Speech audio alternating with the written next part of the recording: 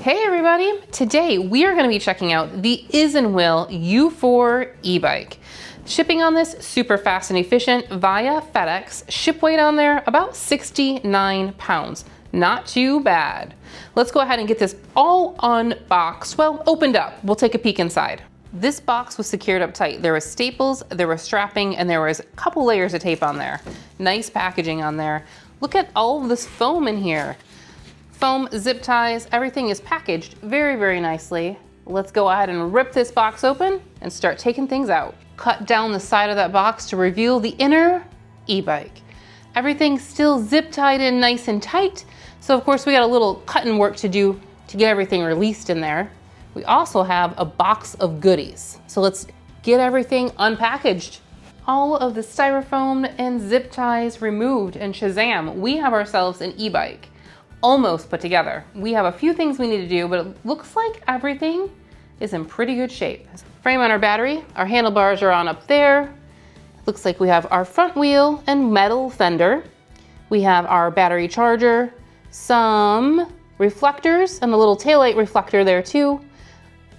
A bell, our pedals, toolkit, user manual. Of course, we have our seat and seat post, and a very nice tire pump. This tag here is kind of fun. This is a warm reminder. 2 battery keys are included. The other one is in the tool bag. So it looks like we have one zip tied up here, the other one in the tool bag. We're gonna go ahead and get started with our assembly. First things first, this handlebar, we're just gonna go ahead and slide this post right on in. Sure enough, in that toolkit bag, I see a key, some wrenches, some hex keys. All right, the key is where they said it would be. First step is to go ahead and insert the handlebar post into the stem tube here, slide it on down, and then we can go ahead and fold up the stem until you hear a click, like that. So this just locked into place. To go ahead and unlock it, you just push it over to the left and you can fold it back down. Hear that click? Locked into place. Then we have this little lever. Go ahead and have that come up and fold down to lock it down. You can go ahead and twist this to tighten it or loosen it. Once it's tightened, you just go ahead and fold down that lever to lock it in place. Next thing we're gonna do is go ahead and attach that front fender and headlight. They go on this bolt right here. Go ahead and remove them with those included tools in your toolkit, your hex wrench and wrench. Just go ahead and remove that bolt right there. We're gonna slide our fender on and our headlight. Headlight and front fender installed. Next up, we're gonna go ahead and install those little connector brackets on that fender to these pre-installed bolts. So again, use your included hex wrench, loosen those bolts, attach those little arms from the fender, and reinstall the bolts. Next step is to go ahead and install that front wheel. So we're gonna go ahead and remove this temporary axle that they have in there for shipping, and then find your front wheel and install that permanent axle in there. There is some nice directions in that instruction booklet of how to install this axle with the right spacers and washers in the correct place, and how to go ahead and slip that front fork over that axle correctly. So refer to that if you have any questions. Front axle installed, you do need to go ahead and use 2 of those wrenches, and they provide them for you as well, to tighten that up, holding one side secure, tightening up, making sure that caliper is located nice and central in that axle. Next step is to go ahead and install those pedals. Super simple, just make sure to pay attention to your labels. Left goes on that left side and you turn it with those arrows. And then of course, right, again, it shows you which way to put those pedals on. Go ahead and tighten those on down with included wrenches as well. Next up, we're gonna go ahead and install this seat.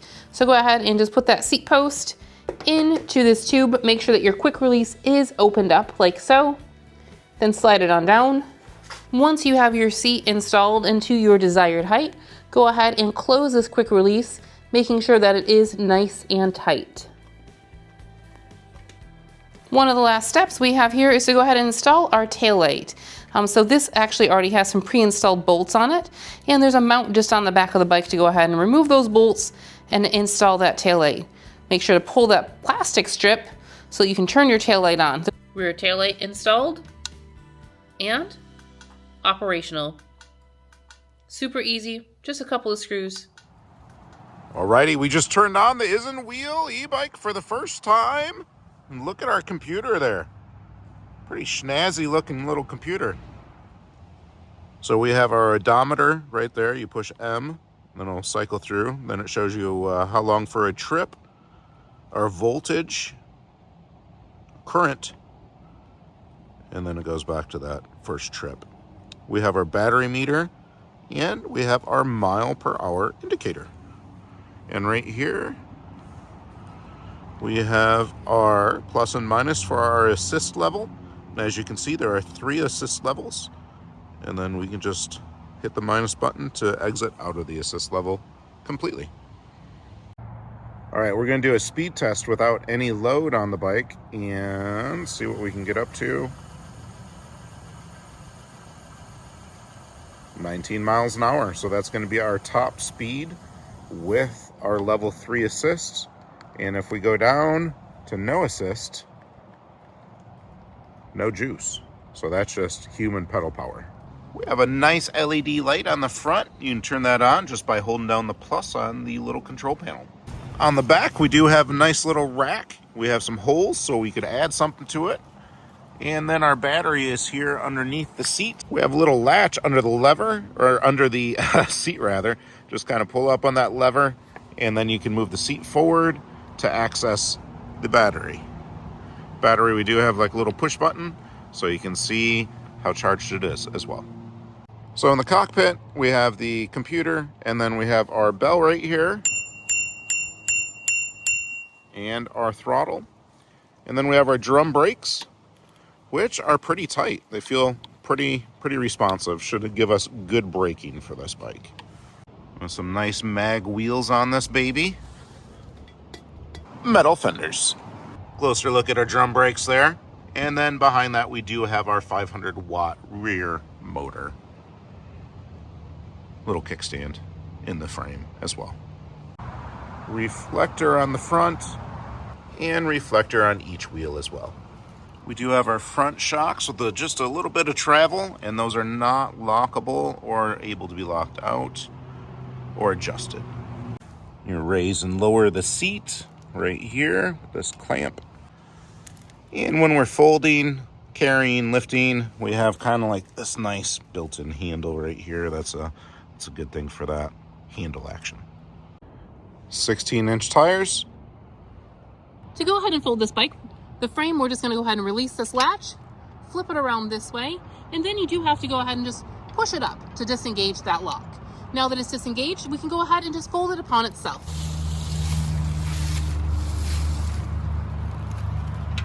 To go ahead and fold that stem down, very similar, release that latch, fold it down, and then you just have to slide that over to disengage that lock. Then it will fold down for you. Just to give you an idea what that looks like in a vehicle, this is a Chevy Equinox EV, and it fits completely fine without having to put down the seats at all. And we have plenty of room left in our cargo/trunk area. Look at that. I think we're actually going to put in like a e-scooter right there. Maybe even an e-skateboard. Yeah, e-things. Let's go ahead and get this ride started. So this little compact bike was so nice to and portable to go ahead and throw in the back of the car and take to the park. So starting out on this ride, we are just starting under our own human power. This is no pedal assist, just the power of our own body pushing us forward. And we were able to get up, 6-7 miles an hour. Now with pedal assist 1, you do feel that jolt of energy that helps you pedal. It gives you a little rest, so you're not pedaling as hard, but again, we're still right around that 6 miles an hour. I'm just not putting in quite as much effort to make that happen.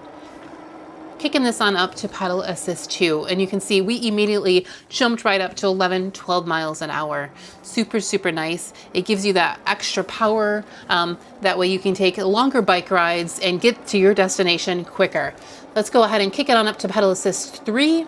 And it looks like we are rocking 17-18 miles an hour. That's really nice. You can get to your destination super quick without even thinking about it. So you can certainly utilize this bike for running errands, getting from point A to point B, or just having fun on a park or pathway.